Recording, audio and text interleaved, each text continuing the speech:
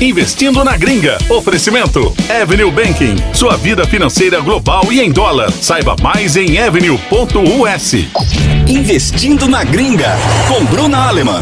Quarta-feira e tá começando mais um Investindo na Gringa. Eu sou a Bruna Aleman, educadora financeira da Rádio Mix FM, para bater aquele papo descomplicado sobre o dólar e mercado global. E eu trouxe o meu professor hoje, o Léo Fittipaldi. Sabe por que ele é meu professor? Porque eu faço o curso dele de investimentos no exterior. Eu não sabia dessa, né? Tudo bem, Léo? Tudo bom. E aí, Bruno? Eu sou sua aluna. Olha que legal. Eu acho animal o jeito que você explica. Show demais, fico feliz agora, de verdade. Ai, que ótimo. Obrigada por ter vindo, Léo. E, gente, eu trouxe ele, lógico, porque a gente vai fazer algumas perguntas do milhão aqui, né? E pra começar, já vou direto ao ponto, porque o pessoal aqui na rádio já é ansioso. Qual a diferença entre ação e ETF, pra quem tá investindo no exterior? Ação, basicamente, você vai investir em uma empresa. Então, você vai, de certa forma, acreditar no potencial de valorização daquela empresa ao longo do tempo. O ETF ele é um pouco diferente porque ele engloba diversos outros ativos num único lugar. Então, para você que não quer tomar tanto risco escolhendo uma única ação, talvez o ETF, porque o ETF é um fundo de investimento. Tem um gestor ali por trás, tem uma composição de várias ações ali dentro. Então, normalmente unificadas para direcionar para um setor em específico. Então, por exemplo, energia limpa, carro elétrico. Ele pega várias ações daquele tipo de setor e coloca ali dentro. Então você não corre o risco de, pelo menos, pegar uma ação em específico e errar a posição. Entendi. Então a gente pode dizer, para quem não sabe, aqui no Brasil ou até no exterior, identificar uma ação, né? Falar qual vai ser a primeira ação que eu vou escolher. ETF pode ser uma boa opção para quem tá começando? Já escolher direto um ETF e depois ir comprando as ações? Com certeza. Eu acho que assim, a melhor forma da pessoa começar no exterior é via ETF. Porque, de certa forma, ela não precisa tomar tantas escolhas e ter uma dificuldade tão grande de estudar vários indicadores que no começo é bem complicado. Então o ETF ele é mais simples de você analisar. Você começa a se expor no setor como um todo. E tem bastante alternativa lá fora, né? Isso que é bom. Mais de 2.000, então fica bem fácil da pessoa diversificar a carteira. Não, exatamente. E também tem ETFs globais, né? Quando a gente fala em investir no exterior, não é só ETF dos Estados Unidos nessa exposição. Eu vi, inclusive, um post seu que você consegue investir em outros países através dos Estados Unidos. São ETFs que juntam várias empresas também de outros países? Quais são os mais interessantes, assim, que você vê? Esse ponto é muito legal, porque você não necessariamente, para estar exposto em outros países como Japão, Europa, você precisa ter a sua conta aberta numa corretora dos países de lá. Então tem vários ETFs, como o da Europa, que é um dos mais legais que eu gosto, porque pega empresas de luxo. E nos Estados Unidos não tem tantas, né? Uhum. Então pega, todas aquelas marcas de luxo que você conhece, mulherada gosta aí de bolsa, perfume. Tem lá em ETF que compra essas empresas lá na Europa. Tem da China, tem da Índia. Então são empresas diversificadas, diferenciadas, países que você talvez nunca tenha a possibilidade de investir, mas consegue por ETF. Uhum. E agora, assim, só pra gente fechar esse gancho, a pessoa, quando ela compra uma ação, vamos se dizer, hoje eu tenho $50 e no mês que vem mais $50. Eu compro uma ação ou um ETF, enfim, dependendo da minha escolha, e no mês que vem eu compro $50 da mesma ação ou ETF, ou eu já vou diversificando, deixo um pouquinho para comprar daquele ETF que eu já tinha e vou comprando mais. Esse é um ponto interessante e é legal a gente só tomar cuidado de não pulverizar a carteira, né? Você pegar os $50 e jogar em 10 ações e ficar, sei lá, $10 em cada ou $5. É verdade. Aí é complicado. Então, você pode pegar 2, 3 ativos, vamos supor, e depois no próximo pode colocar mais 2, 3. Tem no máximo 10, 15 ali estourando. E aí você pode começar a reaportar nos mesmos até ter um grande capital e você pode colocar outros adicionais futuramente. Porque assim, o que eu mais recebo, né, até como eu direciono as pessoas, tem um ponto. Nós já conversamos no nosso primeiro podcast a importância de investir no exterior. No nosso segundo podcast, a gente falou muito em relação à inflação do Brasil. O nosso terceiro podcast foi a importância, porque daí a gente trouxe aquela importância da pessoa ter a sua reserva em dólar também. Por exemplo, para quando for viajar, né? Eu já errei muito de comprar o dólar em cima da hora. Acho que a gente aprende pela experiência. Ou pagar no cartão de crédito, porque não levou o dólar o suficiente. Chega lá e pá, né? Agora, eu queria que você trouxesse, porque assim, você é uma super referência. Você começou ali falando sobre ações, né, no seu Instagram, tanto o Brasil quanto os Estados Unidos. Você viu um potencial muito grande, porque realmente hoje não tem muitas pessoas falando sobre isso. Então, quando a pessoa realmente fala, ela vira e fala assim, olha, eu quero investir. A pergunta que mais chega pra mim, Bru, como que eu faço pra investir? Qual que é o meu receio? Direcionar ela e ela não saber o que ela tá fazendo, né? Antes de saber o que é uma ação, um ETF, o que você acha que é fundamental ela saber antes disso, né? E o que você acha legal, assim, porque as pessoas se acham incapazes. E eu, teoricamente, acho que é mais fácil investir lá fora por conta da oscilação, né? Que é bem menor do que aqui no Brasil. Então, traz aí esses conceitos. O que você acha disso tudo? Como você direciona quem tá realmente começando do zero? Lógico, voltado para quem já tem a reserva de emergência, que eu falo sempre. Show, isso aí é legal falar pro pessoal sempre mesmo. E, assim, tem diversas formas, mas você tem que ter os princípios, pelo menos, para começar a iniciar na bolsa, porque você precisa pelo menos saber o que você tá fazendo. Então, os princípios básicos hoje você tem de monte em vários lugares, tanto pela rede social, seguindo a Bruna, ou eu, qualquer outra pessoa que fala disso. Em algum momento ela vai citar alguma coisa que você vai lá, vou procurar isso aqui no Google, vou procurar no YouTube pra ver um pouco mais. No YouTube tem bastante também, então dá pra você começar a entender pelo menos o que é a bolsa de valores, o que é uma ação, como que funciona, né? E aí depois você vai se aperfeiçoando.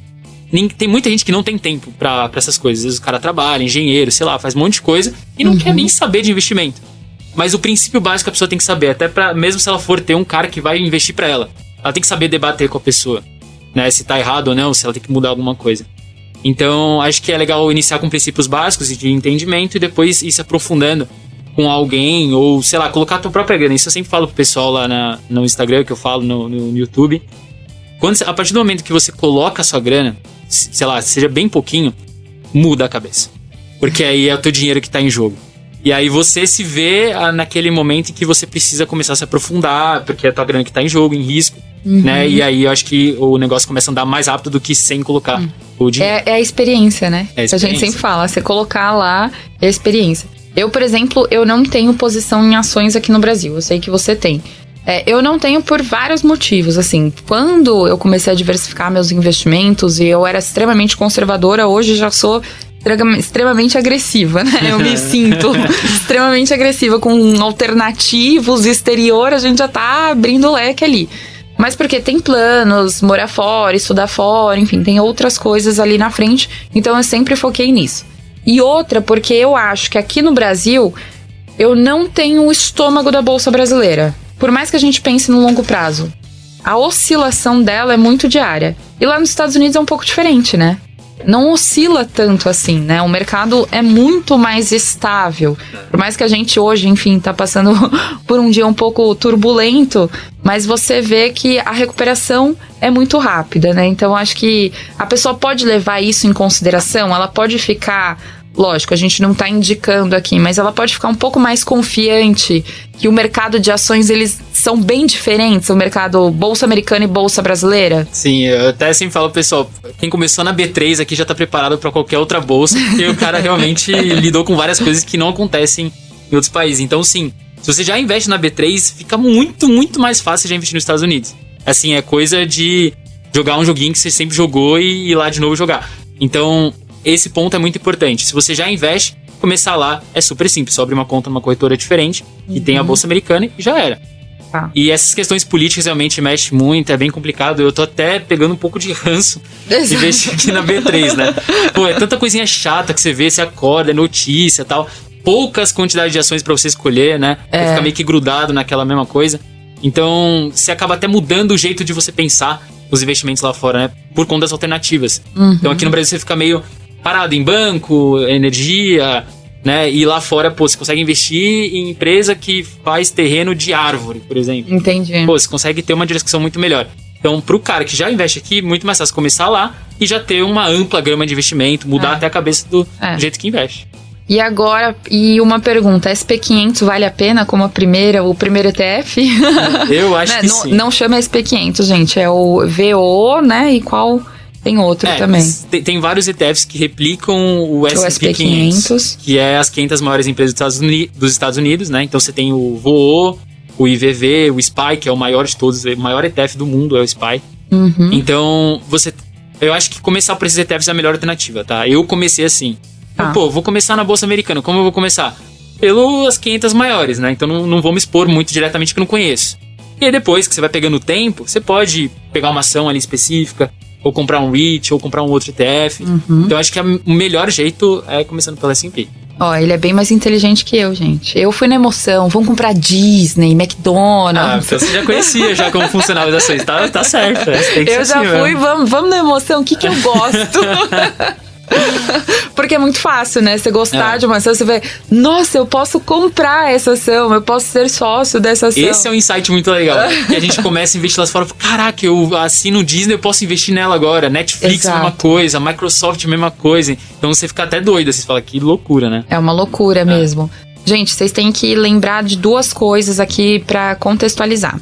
Quando você investe, o Léo pode até complementar. Quando você investe no SP500, então você abre ali, ele tem as 500 maiores empresas, acho que ele até trouxe uma vez que não são as 500, são 500 e... São 503, sempre varia 501. São 500 e pouquinhas empresas e você tem uma concentração de determinados setores. Então, quando você vai investir em ETF, é importante a pessoa também ver que determinado setor tá ali, né? Pra ela não ficar com uma exposição muito forte, né, Léo?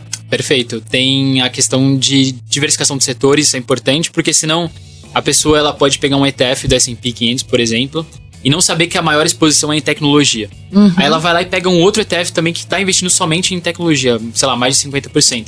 Então, na carteira dela, ela vai ter uma grande, gigantesca exposição em tecnologia. E se essa não é a ideia da pessoa no investimento lá fora, ela às vezes não sabe e está se expondo mais do que deveria. Então é legal você realmente saber os setores, como está a diversificação, para você conseguir encontrar outros ativos que diversifiquem além do que você tem, né? Então, essencial. E quando você começou a investir, o que você pensou assim? Porque você fez essa migração e hoje eu vejo que a gente consegue acompanhar a sua carteira, né? Normalmente lá, quem tá te seguindo acompanha a sua carteira também, ajuda, opina, te mostra algumas opiniões ali, enfim... Tá todo mundo crescendo junto naquela carteira que você tá montando pro seu irmão? Então, até pro pessoal que não sabe, eu monto a minha carteira e monto também a do meu irmão lá no YouTube, né? E a galera... É que assim, eu tomo um pouco de cuidado porque tem muita gente realmente que copia exatamente os ativos. Exato, esse é o nosso receio, né? Esse é um problema gigantesco, porque eu já vi cara mandando um direct falando, Léo, olha aqui minha carteira, eu olho, é a cópia idêntica da carteira que eu montei, só que às vezes não é exatamente o tipo de investimento que a pessoa... precisa, o objetivo dela. Às vezes a pessoa tá investindo pra 1 ano e tá na mesma carteira que eu tô investindo lá fora. É pra 10, 15 anos. Então ela vai tomar um risco gigantesco, nem sabe, né? Mas por achar que tá vendo, copia. Mas até aí tudo bem. Mas é legal o feedback das pessoas em... Por exemplo, Léo, eu não tinha coragem de investir lá fora, mas eu vi você colocando o seu dinheiro, eu vi como você explicava, eu fiquei mais seguro de começar. Não necessariamente pelos ativos que eu comprei, mas por mostrar que eu faço na prática que é fácil, que não é difícil. É possível que fazer, é possível né? fazer. Tá acessível ali pra todo mundo e a plataforma é fácil, né? Perfeito. Enfim, a gente utiliza a mesma plataforma e ela é bem fácil. E então, trazendo aqui para as pessoas, igual a gente já fez anteriormente essa pergunta, mas queria trazer, quanto que você acha que é o ideal para a pessoa colocar ali por mês? Vamos dizer, a gente num valor bem baixo, mas que ela já conseguiria. Igual, nós comentamos, $50. Dá para ela ir colocando $30, $50 por mês e ir montando a carteira dela, sempre pensando no foco no longo prazo? Com certeza.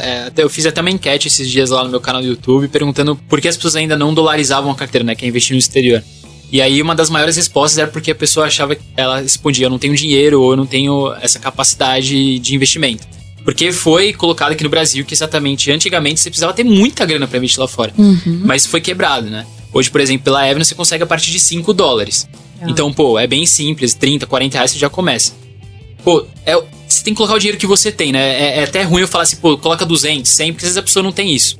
Mas se ela tiver esse valor, já tá ótimo você começar e começar a diversificar lá fora. Não tem problema nenhum, você já tá começando a investir em dólar, você já vai ter outro tipo de investimento. E super simples de você começar com esse valor, não vejo, assim, malefício nenhum, até benefício e dá pra fazer, né? Não, às vezes eu passo, é que na verdade eu passo dinheiro em reais e eu vou fazendo o câmbio. Você faz isso também? Sim.